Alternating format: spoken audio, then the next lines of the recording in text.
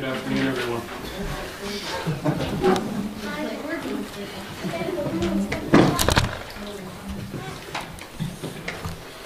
I won't move the mic too much. Good afternoon, everyone. Welcome to Sunday School program for 2011. I think everybody has an agenda of what's happening here this afternoon. If you don't, is there extras at the back? Okay. Just share with someone then. Okay, if you look, I notice on there's a couple of changes. The first item we have up is actually Jesse, Chris, and Jeremy. And where it says the building of the temple, it's actually called the project. Right? So we're going to ask those three to come up here and show us what they've learned with their Sunday school teacher, Brother Dan. And they're going to build something. I don't know what it is.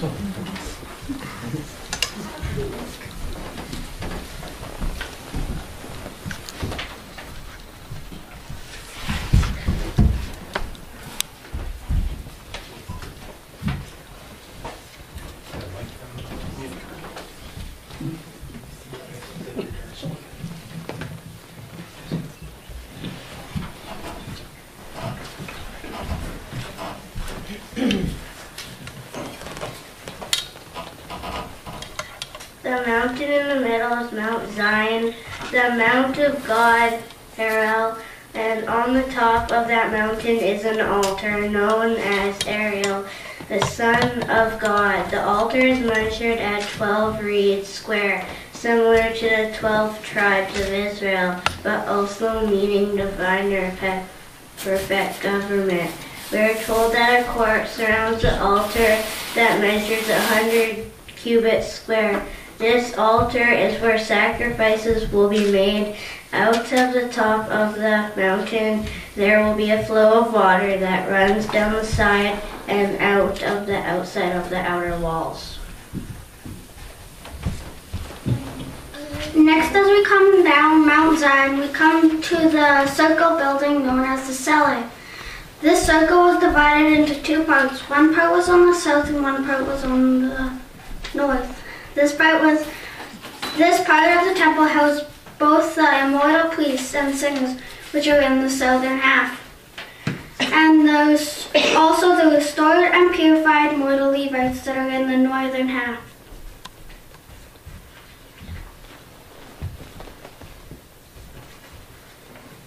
Now we come to the square out the building, which will measure approximately 1 mile by 1 mile by 1 mile. In the Bible, it referred to as 50 reeds square. There are several gates around the section of the temple. It will be 3 inches high. The walkway in the middle will be 100 cubits wide. On each of the 4 corners of the temple there will be seams like towers. These are for boiling the sacrifice of the people. Some also suggest there will also be burning incense in these corners towers as well. They are quite tall, 40 reeds, and are wide as the temple itself. That makes each tower 480 feet high and 360 feet square. Ezekiel said he saw smoking corners, which would tell us that there were chimneys on these towers as well. There are 2 rivers that come out the side of the temple, one on the north and one on the south. The rivers gradually become deeper and deeper until it be over one's head.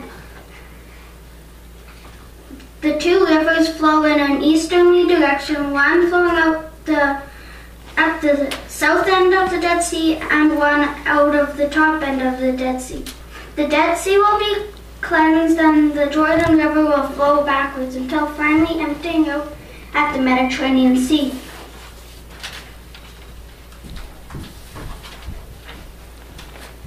The list of by a forest of trees. It says the leaves will be healing of the nation. This is symbolic, but the trees surrounding it are real. It says that they will be both on both sides of the river. The rest of the land of Israel will be divided equal to the tribe of Israel. This temple located at the middle.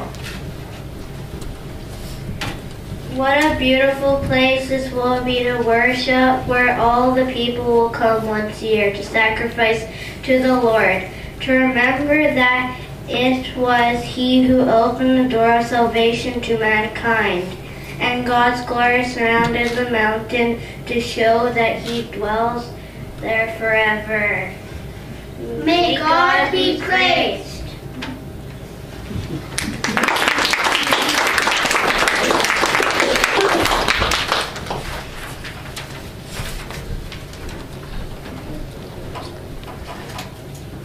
Very good job, you guys.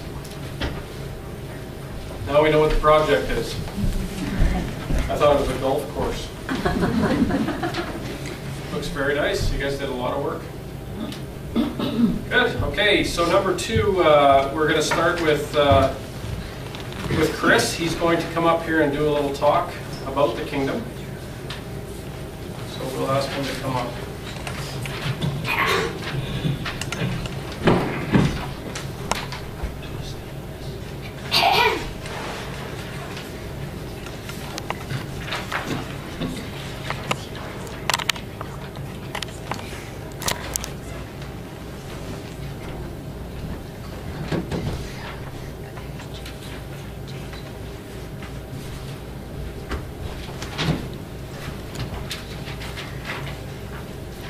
Good afternoon, everyone. My talk is about Jesus building up God's kingdom and what it may be like.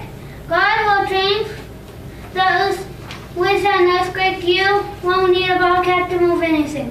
I will be able to be anywhere in a snap. I will not be in pain in the kingdom, and you won't be hungry and you won't be full. You will be able to pet wild animals. For example, I could pick up a snake and won't get bit. All the people in the kingdom age will want to do good. They will treat each other nicely. God's temple will be awesome. Will be very big, roughly 1 mile by 1 mile. That's from the hall to the highway square. The temple will have a mountain in the middle that God told Ezekiel about. Around the mountain will be a big circle building. Water will float on the side of the mountain to the outside of the walls. There will be beautiful trees surrounding the outside. On top of the mountain is an altar where sacrifices will be done. And on the corners of the temple there will be cookhouses will be done. I think the kingdom will be a place that everyone will want to be in. Everything will be beautiful and there will be peace in the whole world. Thank you for listening.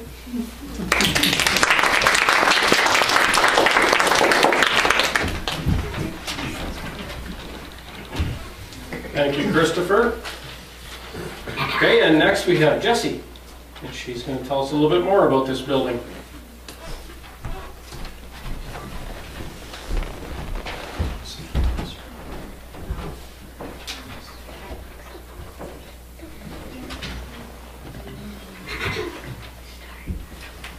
Good afternoon, everyone. I'd like to start by telling you what we built in Sunday school. We built Ezekiel's temple, and it took us 6 months to build it. We learned many things about Ezekiel's temple, such as cook towers. It will be a place for sacrifices to be offered. We also learned that God's glory surrounded the mountain in the center, although we didn't know how big it will be.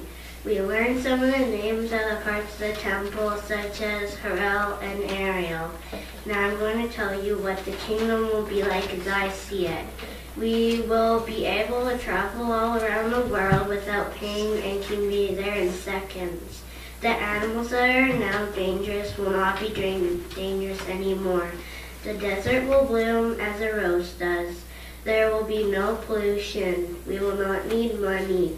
The kingdom will be a cool experience to be in.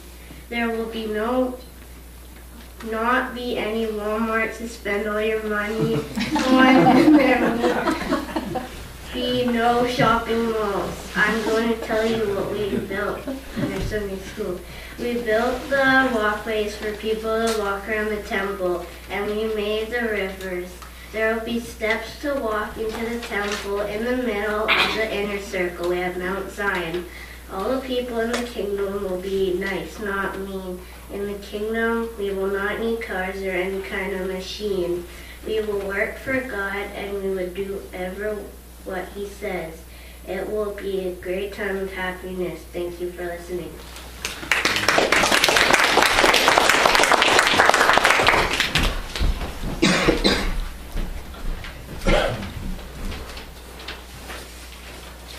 Thank you very much, Jessie. That was very good as well. And one more person in this class that's going to help us understand this a little bit more.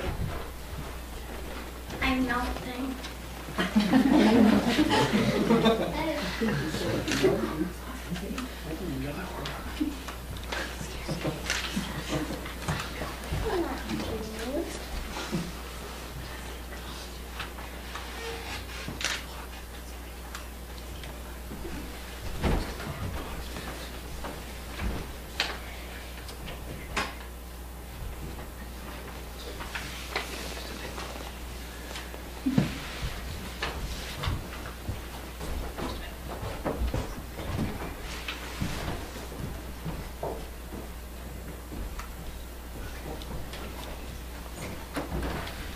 Good afternoon, everyone. My talk is what I think the future kingdom is going to be like. When Jesus returns, there will be a big earthquake and the Mount of Olives will be split in two. And the ground will be prepared for the building of the temple. God's glory will Mount Zion will be at the center of the temple, and God's glory will surround the mountain. On top of the mountain there will be an altar, and from there water will flow down the side of the mountain and out of the building at different levels. It will flow about ankle deep, then knee deep, then waist deep, and finally towards the end of the temple will be over your head. The mortal people will bring offerings to the priests at the temple, which will be offered to God. In the kingdom time, people will be very good. They will not fight anymore, and there will be no more war. There will be no more crying, lying, or cheating. Everyone will want to follow God's law. The people will be very joyful in the kingdom. The animals will not be scared or hurt anyone. You'll be able to pet very dangerous animals. These are the things that I thought the kingdom would be like.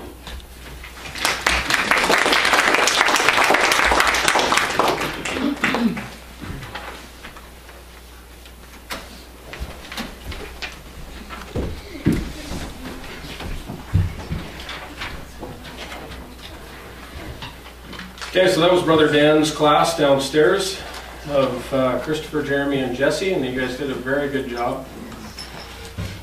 So now we'll move on to Sister Christine's class, and I guess we have Riley up for a talk on Abraham.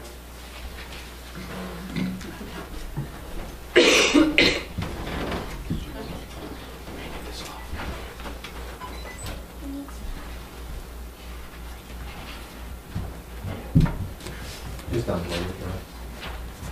Put it up here.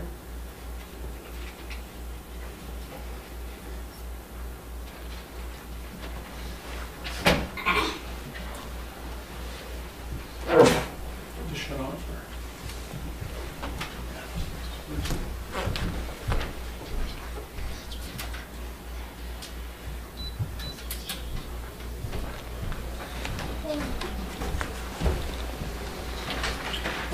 Good afternoon. Today I'm going to talk to you about Abram.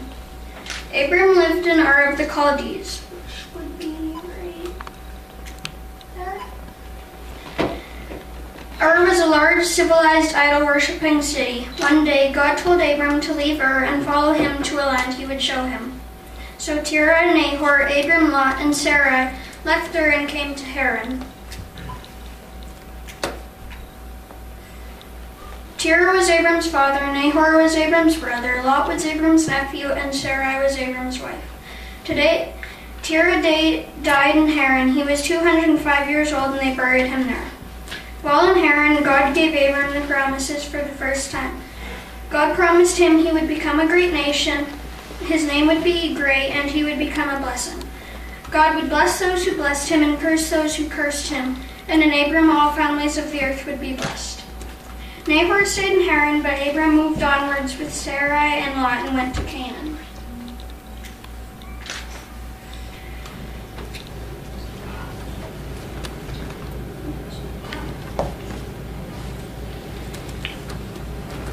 After a time, there was a severe famine in Canaan, so they went to Egypt to get food for themselves and for their animals. Sarai was very beautiful, and Abram feared some Egyptians might kill him for her, so he told her to say that she was his half-sister. This was not a total lie because she was his half-sister, but it was still deceitful. Pharaoh gave Abram lots of sheep, oxen, mules, camels, and servants, including Hagar. So Abram went back to Canaan very rich with cattle, silver, and gold.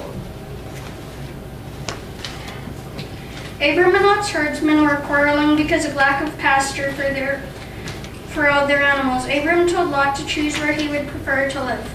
Lot chose the well-watered Jordan Valley, which would have been very beautiful and was pleasing to his eyes. But it was also near the two wicked cities of Sodom and Gomorrah. Lot gradually moved closer to Sodom until he lived in the city and sat in the gate. One evening, two angels came and urged Lot with his wife and daughters to leave the city because God was going to destroy it. The angels told them not to look back, but Lot's wife did not care what the angels said, and she looked back, and instantly she turned into a pillar of salt. Then God rained fire and brimstone on Sodom and Gomorrah, and they were destroyed. God spoke to Abram again after Lot had separated from him and promised him, "Lift up your eyes and look from the place where you are, northward and southward and eastward and westward, for all the land which you see I will give to you and your descendants forever. I will make your descendants as the dust of the earth." That promise has not yet been fulfilled, but God will keep his word, and Abram will be raised to receive God's promises to him. So Abram remained living in tents and being a sojourner and wanderer in the land. Sarah was barren, so she gave Hagar to Abram, and they had Ishmael. When Abram was 100 and Sarah was 90, an angel came and told them they would have a son. It would be a miracle. It was also at this time that God changed Abram's name to Abraham and Sarai's name to Sarah. God also repeated his promises to Abram again. In due course, Sarah had a son who they called Isaac. One day, Abram held a feast for Isaac, but Ishmael mocked Isaac, which made Sarah angry, and Sarah talked with Abram and told him she would not allow Ishmael or Hagar to stay. And the matter troubled Abram, so God told Abram that through Isaac shall his seed be called. So Abram took a skin of water and the boy and put them in her arms and sent them away. So Hagar wandered in the wilderness of Beersheba. Soon the water in the skin was used up, so she placed the child under one of the shrubs. Then Hagar went and sat about the distance of a bow shot away. so she would not see the death of the boy. Then an angel of the Lord said to Hagar, "What troubles you, Hagar? For God has heard the voice of the lad from where he lies. Stand up, take the child in your arms, for I will make of him a great nation." And Hagar turned around and saw a well of water, and she went and filled the skin and gave some to the boy. And the child grew up in the wilderness of Beersheba and became an archer. After this, God spoke to Abram again to test him, saying, "Take your son, your only son, and offer him on Mount Moriah." So Abram rose early in the morning and took Isaac on a 3-day journey to Mount Moriah. When they had reached the mountain, Abram told his servant to stay there with the donkey. So Abram and Isaac went and took the wood and fire and walked to the top of the mountain. Then Abram bound Isaac and laid him on the altar. And an angel of the Lord spoke to Abram, saying, "Do not harm the child, nor lay a hand on him, for now I know you fear the Lord with all your heart." So Abram turned and saw a ram caught in the thicket. So Abram went and slew the ram and offered it to God as a burnt offering. And Abram named the place of that place Urah, meaning the Lord will provide. Later Sarah died. She was 127. And Abram went and mourned for his dead, and Abram arose and spoke to the sons of Heth, saying, "I am a wanderer and sojourner in this land. Sell me some land that I may bury my dead." And they answered him, saying, "Hear us, you are a mighty prince to us. Bury your dead in the best of our burial grounds. None of us will hold any land back from you." So Abram buried Sarah in the cave of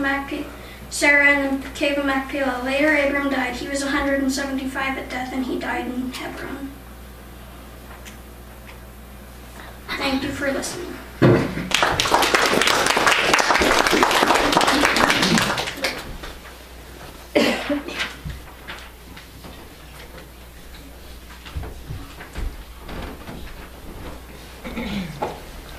Thank you, Riley. Now we have Hannah, wherever Hannah is. Oh, there she is. She's going to do a talk on Joseph.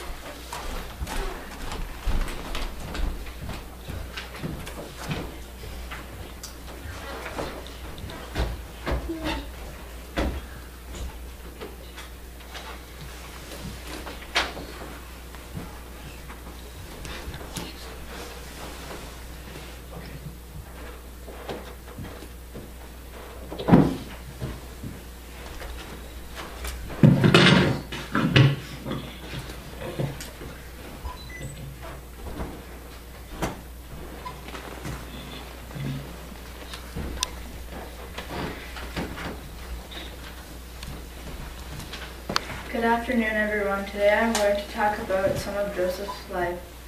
Joseph was Rachel's son. He had a brother, Benjamin. Benjamin was his younger brother. Jacob was his father, who had many sons. Out of all the children of Jacob, Joseph was his favorite. Because Joseph was the favorite of Jacob, Jacob gave him a coat of many colors. All of the other brothers were jealous because he was Jacob's favorite, and that he had that coat of many colors. Joseph loved God and gave honor and respect to him. When Joseph was 17 years old, he had 2 dreams. One was that the sun, which was Jacob, and a moon, which was Rachel, and the stars, which were his brothers. They were making obeisance to him. The other one was that the sheaves, which were his brothers, were bowing down to him. These dreams that meant that in the future his father, mother, and brothers would obey him or bow down to him. These dreams made his brothers even angrier at him. They concluded that they wanted to kill him. Reuben suggested that they throw him in a pit, but before he intended to do that, the group of Ishmaelites came along and bought Joseph for 20 pieces of silver. After that, he became a slave of Potiphar. The brothers played a mean trick on his father and dipped his coat in blood, and told him that he was eaten by a wild beast. He mourned for Joseph even though he was still alive. Jacob could not be comforted even though they tried to comfort him. In Egypt, Joseph was an honest and faithful worker, and God was with him. Potiphar trusted in him, and so he made Joseph the head of his house. But then Potiphar's wife accused him of doing something he didn't do.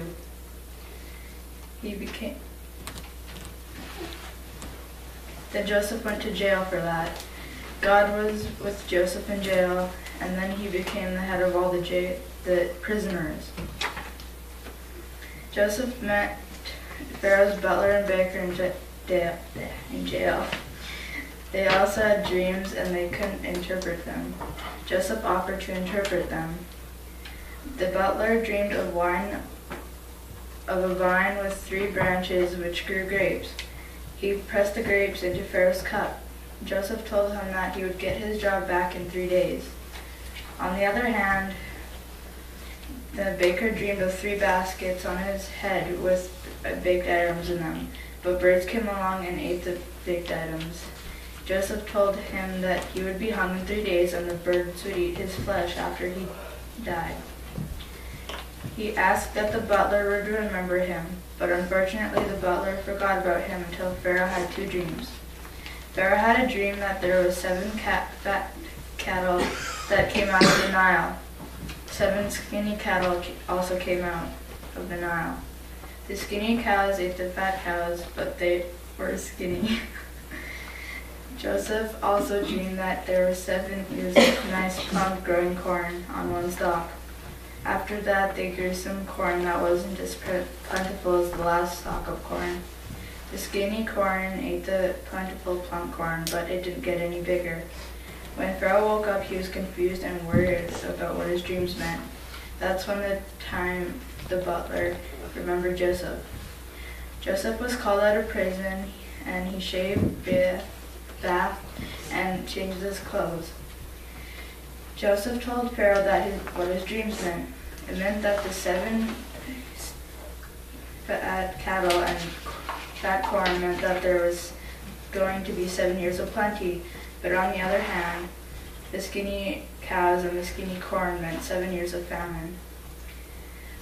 Pharaoh made Joseph second highest over the land. His job was to store the grain. Then Pharaoh gave Joseph a wife.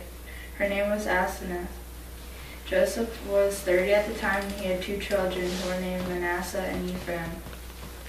Then the 7 years of famine came. It was also in the land of Canaan. All of Joseph's brothers came to buy corn except Benjamin. Joseph's brothers bowed to him, which fulfilled his dreams.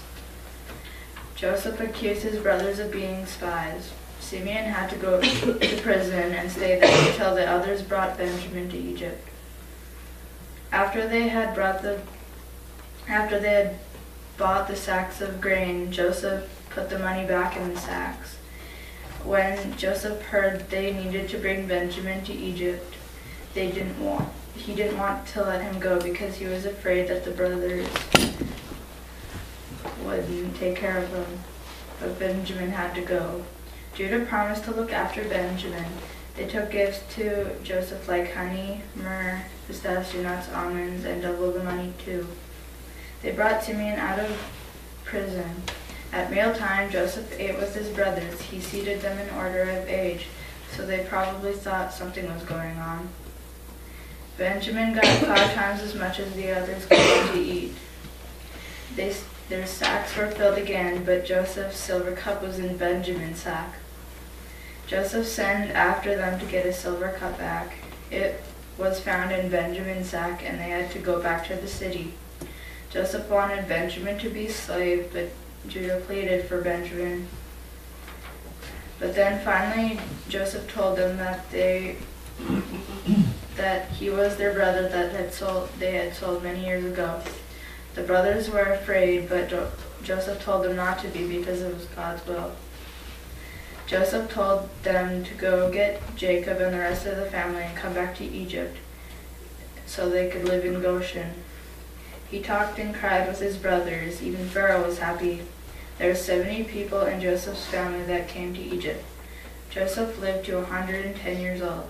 Thank you for listening.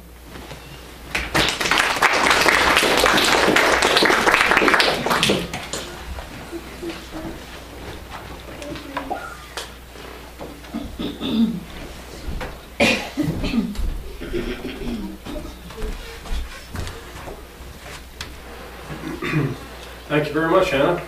Very good. Okay, I guess we have hymn 162 that we'll all sing together, and that is the Texas tune, so I don't know if everybody's got a tune book there.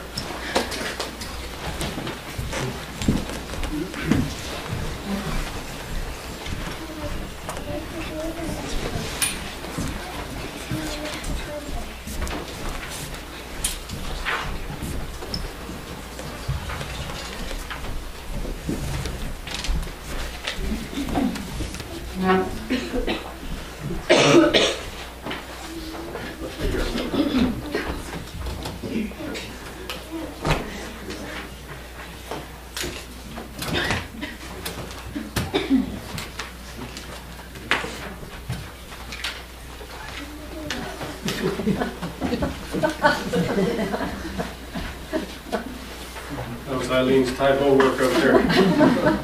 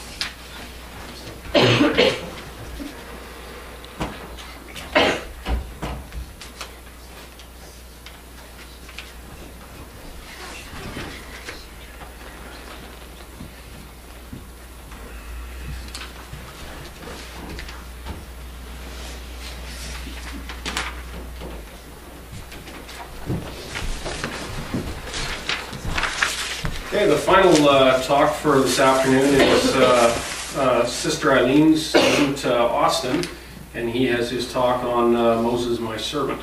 So we'll let him do that.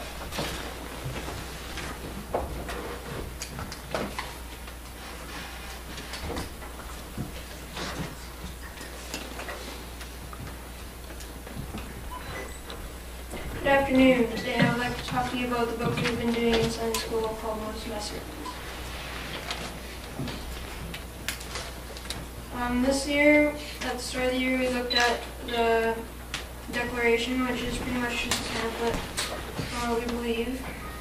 And then through the middle part of the year, we studied the history of the truth, which is just what we have been believing down for the ages. And during the last part of the year, we did the book Moses, my servant by Richard SS. Today I'm going to talk about the main points of the book, which are the characteristics of Moses, comparison between Moses and Jesus, and what we can learn from the life of Moses. Firstly, the characteristics of Moses. We know he was humble because in Exodus 32, verse 9-12, it says, "And the Lord said unto Moses, I have seen this people, and behold, they are a stiff-necked people. Now therefore let me alone, that my wrath may wax hot against them, that I may consume them, and I will make of thee a great nation. And Moses besought the Lord his God, and said, Lord, why doth thy wrath wax hot against thy people, which thou hast brought forth out of the land of Egypt with great power and with mighty hand?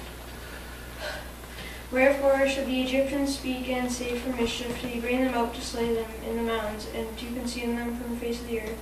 Turn from thy fierce wrath, and repent of this evil against thy people."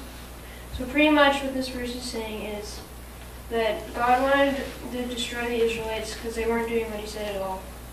And he was going to make Moses' descendants his people. But Moses stood up for them and saved them.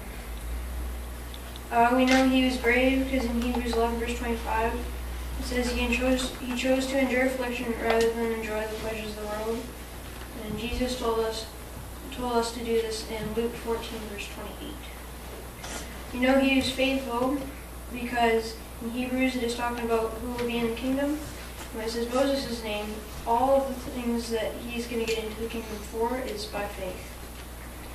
In Joshua 24, verse 15, this is where God told Israel, choose who you will serve. Character is shown by the choices we make. We know he was zealous because he was angry that Israel had rejected God by making a calf. So he smashed God's commandments on it. We know he was forgiving because he forgave Aaron and Miriam when they went against his leadership. We know he was careful with what he said because somewhere in the Bible it says he was a man of few words. And we know he was a leader and servant because in Exodus 14, verse 13, it says, "And Moses said unto the people, do not be afraid. Stand still and see the salvation of the Lord, which he shall accomplish for you today." And then the comparison between Moses and Jesus, this is what I found. Both sought guidance and strength from God in solitude up on a mountain. Both were spiritually alone with God when they died. As infants, both their lives were threatened by the rulers of their day. Both were priests, prophets, and lawgivers. And God worked miracles through both of them. And then what we can learn from Moses, we need to be careful what we say. I found in James chapter 3, verse 5 and 8. It says, "Even so the tongue is a little member and boasts great things." And then in verse 8 it says, "But no man can tame the tongue, it is an unruly evil full of deadly poison." So we should probably watch what we say. And then we need to learn to be a leader, but first we need to learn to be a good servant.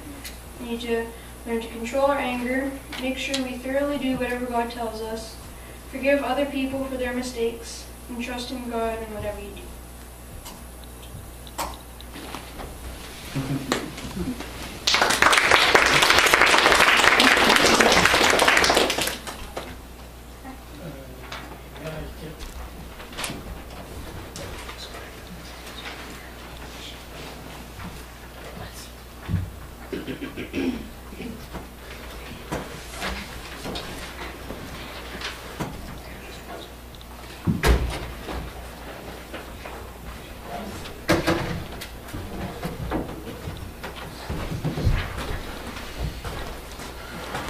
Well, thank you very much. We'd like to really actually thank the teachers very much for all the work they did this year with the students, and I think you could see that each one of them, you know, based on their talks and their presentations, they did a lot of studying this year, and a lot of these talks were written by the students with the help of the teacher, but a lot of it was put in their own words, so they did very good. So now we'll have a 10-minute intermission, and then we're going to have a play about Ahab and Jezebel. So we'll give them a chance to set up and get ready for that.